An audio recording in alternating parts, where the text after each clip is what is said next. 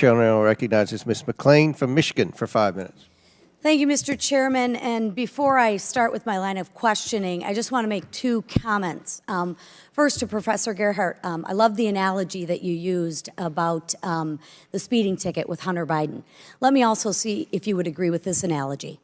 If a criminal pulls a trigger for a murder, he's guilty, right? And we can prove it. But don't you also agree with me if somebody ordered that hit, we would charge him too? It's interesting that you don't use that analogy. That's number one. Number two, I have a reason for not using it, but yeah. Yeah, because it doesn't fit the narrative is the reason. No, because number there's no two, I'm evidence amazed at, and I love the fact that Trump lives rent-free in the Democrats' heads every day. That is a beautiful thing, even though we're here talking about the impeachment inquiry of Joe Biden. With that said, I want to talk about the damning evidence of Joe Biden's role in his family's business schemes in Romania.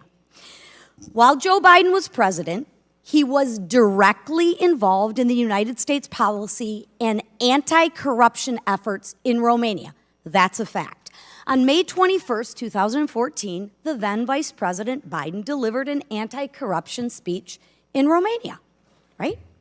On September 28th, 2015, the president visited with the then Vice President Biden, the Romanian president visited with the then Vice President Biden at the White House to discuss anti-corruption efforts, right? Got a theme of corruption, anti-corruption, right?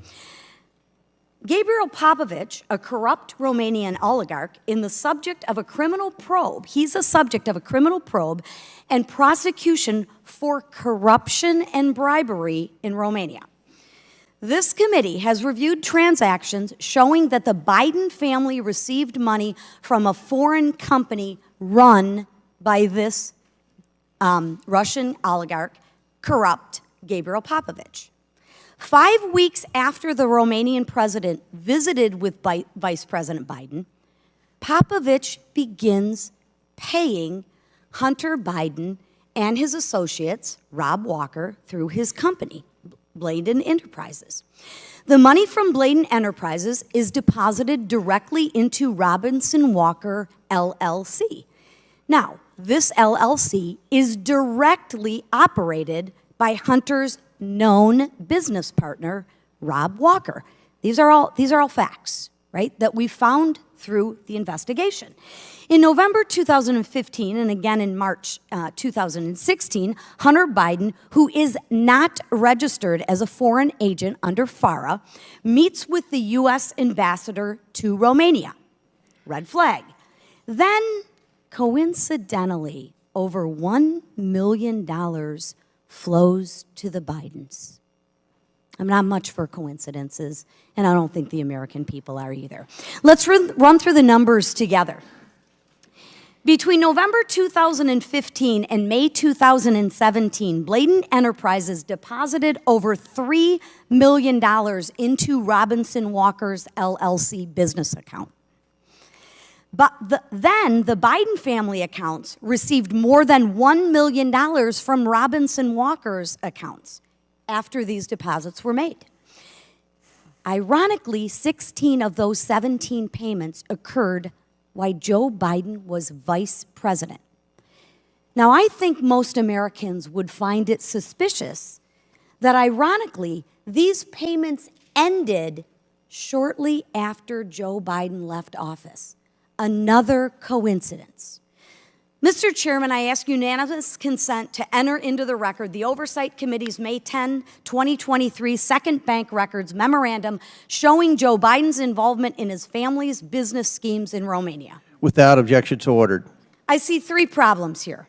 One, while Joe Biden is touting anti-corruption efforts in Romania, Hunter Biden is employed by a corrupt Romanian oligarch. Interesting. In direct violation of FARA, Hunter Biden meets with the U.S. ambassador to Romania while being paid by Gabriel Popovich. What was Hunter Biden selling to the Romanian oligarchs for millions of dollars? I'd still like to see a contract of that. Professor Turley, I know I'm almost out of time, but you've previously said that Hunter Biden could be charged under the Foreign Agent Registration Act. Can you explain why? Gentlelady's time's expired, but please feel free to answer the question, Mr. Turley. Much of the conduct described in these disclosures does seem to fit what we saw with the charges of Paul Manafort in terms of being a foreign agent. Some of this does appear to be that type of lobbying on the part of Hunter Biden. The failure to register as an agent, of course, helped conceal that, but that's not necessarily the motivation behind it. The question is, should he have registered as a foreign agent during the course of this conduct? And it just seems to me, looking at the Paul Manafort indictment, that there's considerable overlap in terms of the type of actions taken. Perhaps there's a two-tier justice system. With Mr. that, Chairman, I yield back. May I ask unanimous consent to enter Ms. McClain's chart into the record? Without objection, so ordered. Thank you, Mr. Chairman. Words mean things, or at least they should. Here's Joe Biden's words from August 28, 2019. First of all, I have never discussed with my son or my brother or anyone else anything to do with their business. From September of the same year, I have never spoken to my son about his overseas business dealings. October, same year, quote, I don't discuss business with my son. Were Joe Biden's words true? No, they were false. So why did he lie repeatedly? In an interview back in 2019 with The New Yorker, even Hunter admitted that he talked to his dad about business, specifically Burisma. Many of Hunter Biden's business associates have testified Joe Biden met with them. Two of the ones closest to Hunter, Rob Walker and Devin Archer, were among them. So they not only spoke to him, they took, a lot of the business associates took photos with him. They played golf with him. Joe Biden gave them White House tours. He wrote letters of recommendation for their children and shared fancy dinners as well. So let's also talk about patterns. Yuri Luzkov and Yelena Baturina. They are Russian, they were married, Russian oligarch billionaires. Michael McFaul, the U.S. ambassador to Russia, ID'd Luzkov as being corrupt. Yelena Baturina wires $3.5 million to Hunter Biden. Soon thereafter, who does she have dinner with? Then Vice President Joe Biden. Kenez Rakishev, and Karim Mazimov, Kazakhstani nationals. Mazimov used to be the prime minister. He's now in prison. Rakishev wires $142,300 to Hunter Biden. The very next day, Hunter Biden buys a Porsche for $142,300. And then soon after, who do you think Kenez Rakishev has dinner with? Say it with me. Then Vice President Joe Biden. Adam Pazarski and Mykola Zolchevsky, the CEO and CFO of Burisma. U.S. Ambassador to Ukraine, Jeffrey Pyatt, calls Zolchevsky a poster child of corruption. Those two fellas paid Hunter Biden's shell companies a total of $3.3 million. And who do you think Vadim Pazarski had dinner with? Again, say it with me all at once. Then Vice President Joe Biden. So here's a pattern. You have crooked foreigners that deliver pallets of cash to the Bidens, and then they have dinner with Joe. And apparently Joe Biden is one hell of an expensive dinner date. And if that's not selling political access, I don't know what is. My Democratic colleagues report ad nauseum when they talk to the media that there's no direct evidence linking Joe Biden to his son's crimes. Really? This is a FD 1023, which is used by the FBI when confidential informants give them information. This 1023 is only as good as the source. It could be garbage or it could be gold.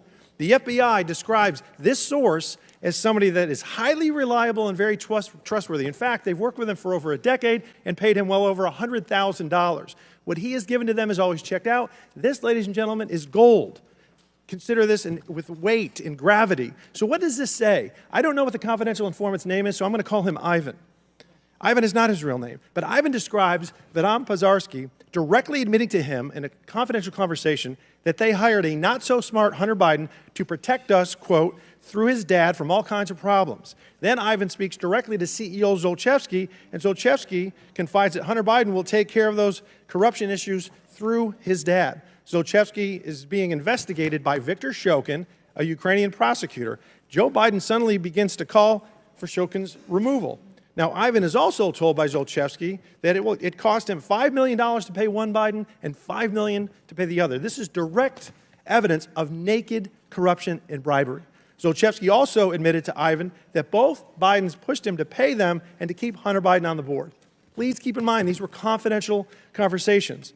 Also interesting that Zlochevsky referred to Biden as the big guy, and I doubt he knows Tony Bobulinski. Shokin seized 2 homes, land, and a Rolls-Royce from Zlochevsky. When he was fired, the Ukrainian president admitted in a phone call to none other than Joe Biden that Shokin didn't do anything wrong, but at your behest, we fired him. And then $1 billion of aid that was being withheld was given to Ukraine. And lastly, after Shokin was fired, Hunter Biden and the other members of the Burisma board wrote a letter to the new prosecutor demanding that the investigation into Zlochevsky ended. And you know what? Shockingly, it did. The message was sent, and the Bidens delivered. Mr. Dubinsky, in your experience in financial investigations, you follow, quote unquote, you follow the money.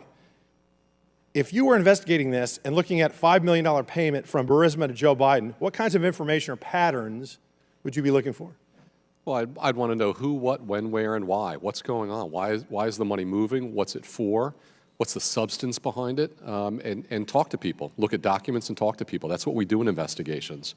I would venture to say everybody in this chamber, if they were the CEO of a company and they saw money moving like that within their own company, they'd want to get to the truth. They'd want to find out, why is that money moving? Why is somebody paying that money out? Those are the questions that need to be asked and get to the bottom of. Mr. Chairman, Mr. Chairman, I have another unanimous consent request.